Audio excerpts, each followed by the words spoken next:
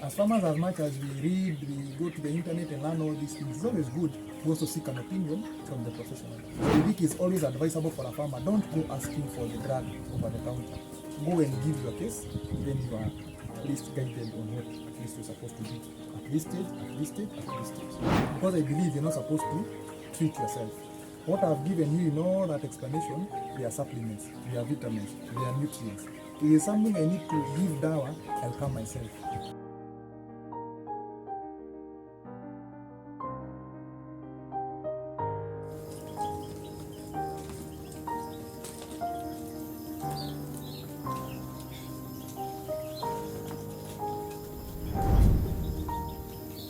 It's a viral disease.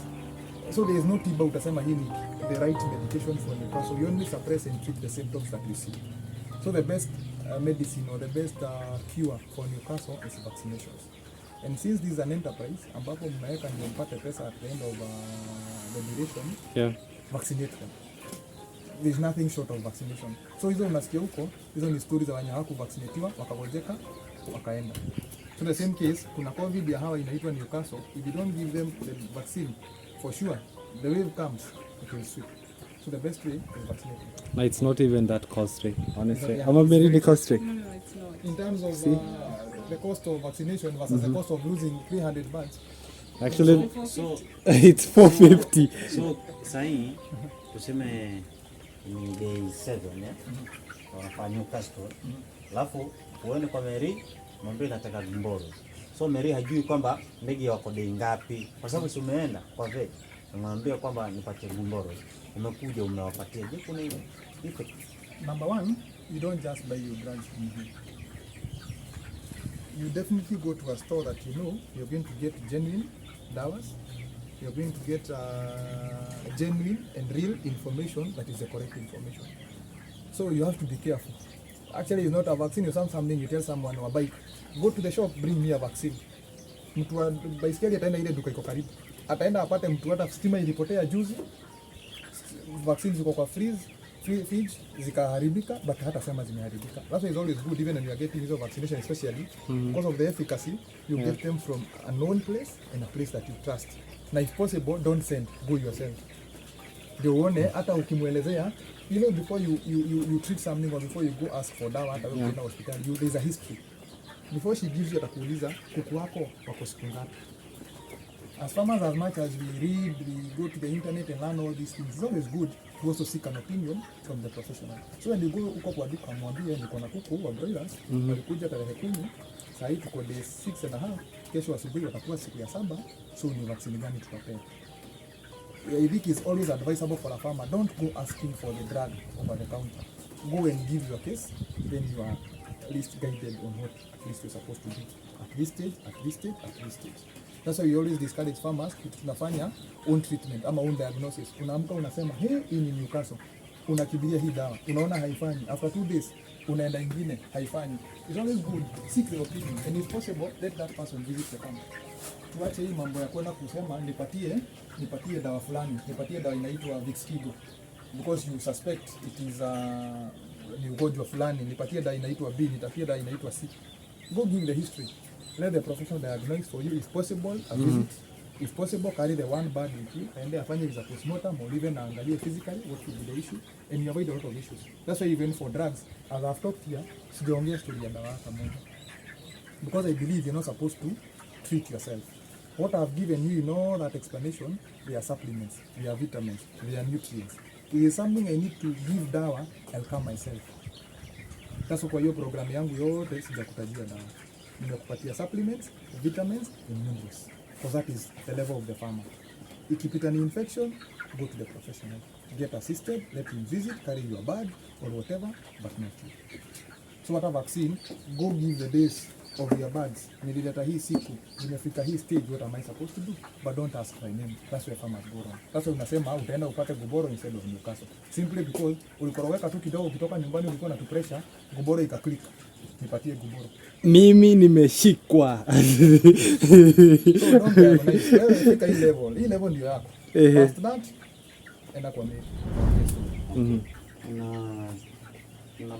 Na lot moja ama batch moja walikuwa tuliweka kabisa, lakini walikuwa na kukoromo. Yaani kuna wanatoa saundi nyingine hata huielewi. Ni kama chura. Sasa kuna wengine tukasema maybe ni wagonjwa. Lakini kwa Mary nasema ni joto. So joto pia inaweza sababisha kwamba yaani wakiwa na joto lingi inaweza sababisha kwamba wasikue ama wapate hata kufa. Kama wamefika age kama ile sasa. Ndio maana tulisema kuna kitu inaitwa heat stress. Heat stress kwa kuku wa broilers what it will do, like for example hii yenye tulikuwa nakuonyesha hapa. Some of them when there is excess heat, the farthest they can go is where this board allows them. But if this board was a circumference of 50 meters, trust you me, wangesonga mpaka mahali hiyo heat watasikia imepungua. Wakisonga huko hawakuli. Because they are running away. If you find that hapa vile mafanya arrangement, the troughs are where the jikos are. So if the jikos have excess heat, they will not come to these troughs. They will move far. To answer your question on that other flock, kwamba kuna wakati joto inazidi, wanashindwa kukula, they are very uncomfortable. Hata wewe mwenyewe wakati joto imekuwa nyingi, nikuje nikuwekee sima hapa, fine, you may eat, you might kushika, lakini you are not comfortable. So you're not going to feel the right way possible. So heat stress can demonstrate in different ways. Kuna wenye watalala, kuna wenye watashindwa kukula, kuna wenye utaona mpaka they are very uncomfortable kama hata ndege alikufa. Because basically hiyo ndege yako under heat stress. And what tunasema even if they are at this stage, what you do is not really the treatment. We just supplement with some anti-stress. Because tumesema what we need to do for broilers ambao tunaweka wanyama is to as most as possible avoid a lot of medication. That's why you have not heard I've said when you see this, look for this drug called this. I've said even if you find some funny heat stress, some funny stress, try and manage them with vitamins. Try and manage them with supplements to avoid a lot of. Sababu hawa ndege the duration wanakaa ni ngumu pia wapate na ugonjwa because they live for a very short time, about at most 5 weeks. It's hard for them to have encountered a disease. So in case hata kuna mambo kama hayo, we try now get to the level of the profession na mueleza vile yako, and you'll find that akupatia just something to control that situation of the stress when you kwa nyumba yako ya joto. Which now reminds me about your heat stress. I think tulikuwa nayo last year. Hii mwaka hatujapata. I felt like tukifanya our construction, we also did a mistake because unaona nao yenye ulikuwa unasema sijui there's something una advice about the roof itself. When the roof is like this, basically in science, there is a circulation of air. Sababu kuna ile joto nyepesi, joto ile I mean the hot air and the cool air.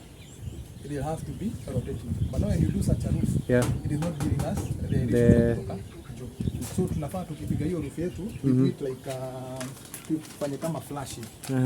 So hapa katikati kuna space. Kuna hewa. Tukifikisha hapa kuna hewa inapita hapa kisonga. As much as we do the aeration of huko kando, roof yetu ikae hivi. Like the moment we put our roof like this, we are not giving proper aeration, especially for this region of Mombasa. Other regions could be okay because there's no much heat. Because that moment, believe me, kuna siku tuliokota ndege 9. Now that was a scared one. Ziko sawa, zimefika, tulikuwa we were slaughtering them. But I think joto mpaka mabati ilikuwa ni kama inawaka hiyo wakati. Yani ukimshika it was really moto. This region actually you prefer to do high roofs. You go high on the height of the nyumba. Plus pale juu you don't you sort of have it slanting. You go in some space or you just do some mesh hapo katikati hizo roof that is going to allow free air to get in, hot air. Na apart from dawa, kuna anything unaweza pea, maybe maji baridi? Kuna watu wengine niliona walikuwa wanasema ati unaweza spray, but how effective is that? Basically the original way of treating that is to make sure number 1 your construction is okay. Number 2, if there is a heat stress, is controlling the heat stress. And that's why I've said controlling heat stress, you don't need to go for, don't call it dawa. See dawa tunapea. Okay. Tunapatia an anti-stress. And basically the anti-stress we are giving, they are vitamins. Things just to help the bird cope with the situation of the stressful condition of it.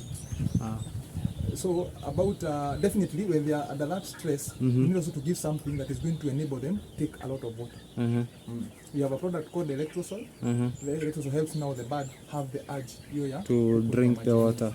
Say for people who are doing layers in such kind of environment, you need to have such in place. Because basically mtu wako kwa mayai anahitaji wao ndege wakunywe maji mengi, in turn apate Because basically the composition of that egg, basically 70% of that egg is water.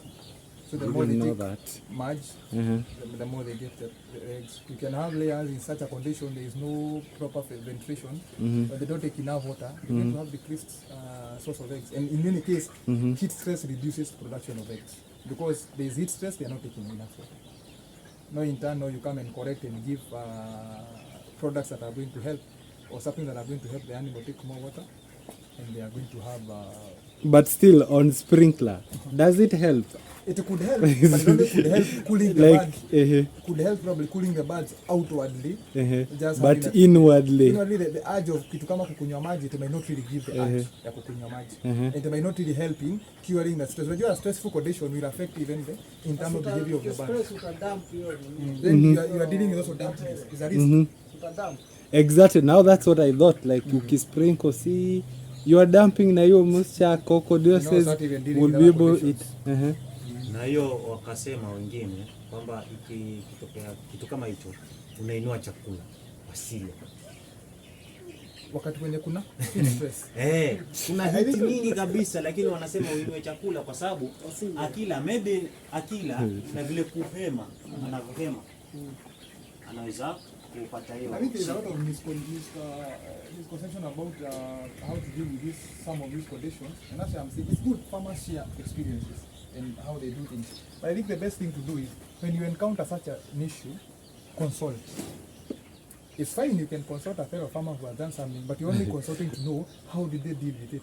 But mostly, don't take a word for a word of what people tell you. Kuna watakwambia pia, like now, namwagilie maji. I mean, you might feel like hata wewe ukijimwagilia maji utasikia baridi, but does it really help? The best thing is to consult a profession, akwambie kuko hivi. Let them visit, let them come and see. Because these things, you'd be saving probably 100 or 200 of calling a professional to come in your farm, but in turn you lose hundreds of thousands. Because of something that you have just cured, just knowing this about his stress. Kama at this age, unatoa jiko, unatoa bulb.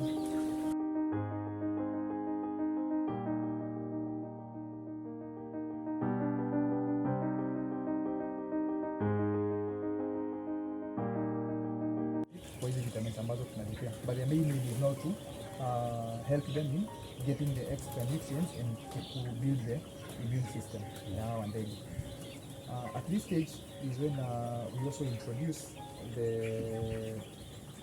for broilers, we bring in the vitamin E selenium, about tunaita introvit E selenium.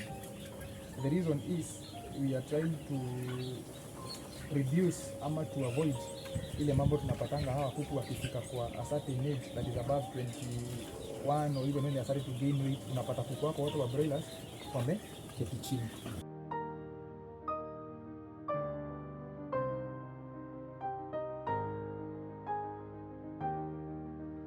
So this one is an anti-stress. Okay. So this anti-stress, it's called stress mix. It has various types of the vitamins that I've talked about kwamba inahitaji hawa vifaranga wako at this stage. Number one, it acts as an anti-stress. Okay. It's acting as an anti-stress sababu hawa vifaranga wako in a different environment kutoka wenye walikuwa wamezoea.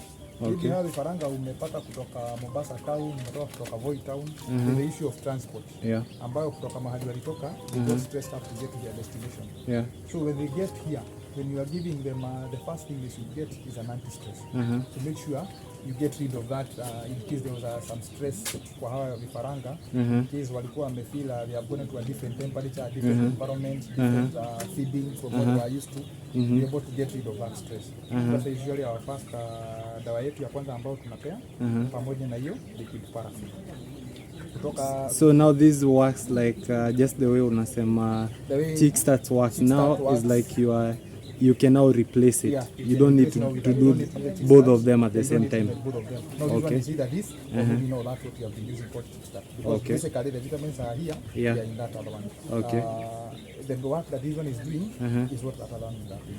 So for us, we use this called stress mix. It helps now in controlling all those issues about the immune boosting. It helps in controlling about your mambo ya the stress, the birds. Like when you talk about this one you are administering at the first day. Come on now, yesterday. Yesterday it was supposed to go through this liquid paraffin. Okay. Maybe for the first 3 days. Okay. For the first day, you're supposed not to get this one. Probably say no, you have given them enough of the stress mix they needed, Yeah. or the anti-stress they needed. From that day, that's when you introduce something we call Limovit Chick, ambayo ni a chick formula. Okay. Chick formula ambayo inasaidia kwa vifaranga kupata, it's a mild antibiotic. Yeah. Like nimesema kwamba at this stage where they are pecking things, they are in a different environment, kuna maji, kuna chakula inatoka mahali kingine. Yeah. They are prone to getting some mild or small infections. And when we give it formula that have a mild antibiotic and some vitamins, it helps in controlling these infections. Okay. Once we go to that one, you can now give it for another 5 days. About that, you're going to complete the dosage of that Limovit Chick. Wakati tunapea hiyo Limovit Chick at the 5th day, yeah, tunapea hiyo Limovit Chick, tumesema liquid paraffin na stress mix ni 0 to 3 days. From 3 day to the 5th to the 6th day, we are giving now that Limovit Chick ambao ni antibiotic na vitamins. Kutoka hapo tunaingia hiyo, nimekwambia ni vitamin E na selenium ambao ndio hii hapa. Hii vitamin E, I don't know whether you'll be able to zoom it. Yeah, it's fine. Kwa wale wako na layers, it helps in the hatchability ya mayai. Wenye wako na broilers, it helps na mambo ya muscular dystrophy. Ambao now we are dealing with the broilers, which we need them to have the muscles that are going to help us on build on the weight of the birds. So basically for us here, we are putting in this one because of our broilers, so that we avoid ile ugonjwa inakuja, unapata mkulima anakwambia kwamba niliingia kwa nyumba yangu asubuhi nikapata all the birds are seated. They are not able to become a bit alert. Wanainuka tu kuja kupek ile chakula ambayo wanapata. So the best way to diagnose is hapa kuna shida. And mostly you find the farmers saying, kuku wangu ni kama hawana calcium, ni kama hawana nguvu kwa miguu. At times you might use on that diagnosis when ni mambo ya calcium. But in the real sense, your birds are lacking vitamin E kwa mwili yake. So this is a product we give farmers, inasaidia at that stage. Now say now we are at the 5-6. So we bring in the introvit selenium ambao sasa itatupeleka all through the stage for another 5 days. That inamaliza dose yake. So na the number of birds that you have. So we withdraw at day 10 now. We are doing it at day 10. We draw at day 10. Now we have started feeding the birds, the birds have started eating seriously. Hapo sasa ndio they are very active, they are feeding properly. So we need anything these birds are feeding, we need to make sure it's being the metabolism to increase. Okay. Ndio kila kitu inakula, inasiagwa ikiabsorbiwa, When you increase the rate of metabolism, we also increase the rate these birds will eat. The more they eat, the more we gain. Okay. So you increase metabolism by using a product we call stimosol. Stimosol, the basic components, we have the vitamins, and we have something we call the yeast extract. Mind you, all the products we are using, they are plant extracts. Okay. So hakuna kitu tunakwambia you need to withdraw kabla upeleke kwa kichinjio. All of them are plant extracts. This is what the supplements apart from that Limovit Chick. Everything else is a plant extract, so unatumia hata ukichinja kesho. Which means mtu gunia nusu leo, by the time you are getting at the 13th day, we are able to feed 1 gunia. By the time you are getting at the 15th day, we are able to feed 1.5, because you have already increased ile process yake. Tunaispidisha so that they digest more, they eat more, and they are able to attain their weight earlier and even better weight. What does E na contain nini na nini hasa?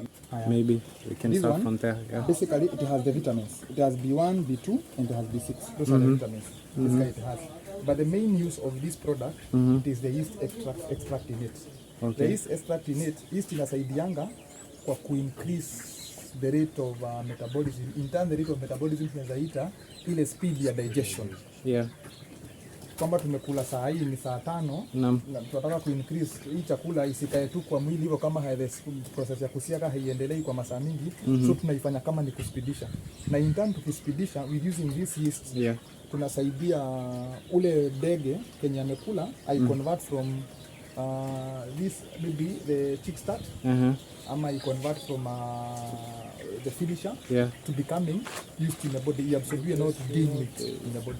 In a bit more faster and like bit more faster than you have left them, just to siaga on their own process, wasiaga na speed yake. So for us what we are doing, we are trying to kuwasukuma Okay. wafanye zaidi, kuwasukuma wa increase your speed, ndio Naam. tukifika ile siku tunasema we are harvesting at 5 weeks or you are harvesting at 28 days, Yeah. we have reached there faster and you have reached there in a better weight, and in turn you have saved, because the more these cuckoos go beyond 28 days, Yeah. as a farmer you are losing because you are buying more feeds. I mean, you know, I noticed like if you have like a flock ya 350, you have to count one bag kila wakati every day. So it means the more you unakaa na the more they are not adding, still the cost, unajua, it's almost 4,000 something. Because I It's believe more when one expensive. when you're doing such an enterprise, Yeah. your main aim is to attain the exact weight that needed Yeah, at the lowest cost yeah, and at the earliest time. the earliest time. Those Yeah, are the basic rules of doing such things like broilers. You want Yeah. to attain the right weight, yeah, the lowest cost, Yeah. at the earliest time possible, and definitely disease free. And one thing I'm telling you about all these products, if you would zoom in closely, the withdrawal times is written none. So there is nothing that is going to be told that you need to withdraw this product maybe 2 weeks to slaughter, 3 weeks to slaughter, because it is basically it's zero okay, withdraw. So inasonga na mpaka even if you are harvesting them next week, this week will still be okay. Then Yeah. it keeps. yeah, So hiyo unaanza kutumia kwanza day 10. The 10th day. When you finish with the selenium, when you finish the stress mix, you start them at day 10. Day 10 now you have started increasing your mambo inaitwa, you are increasing on that part of feeding, and you want to start gaining weight. So now when you get to the third week, by now they're now showing weight gain, they have the muscles and everything. So now you want to increase in the weight gain. Unataka kuwajaze kabisa. You have a product called Introvit 8+. So you don't need the booster when you're using this. We don't need a booster because this one itself Already. is heavy. No, that's why I'm coming to the stage of booster at the third week.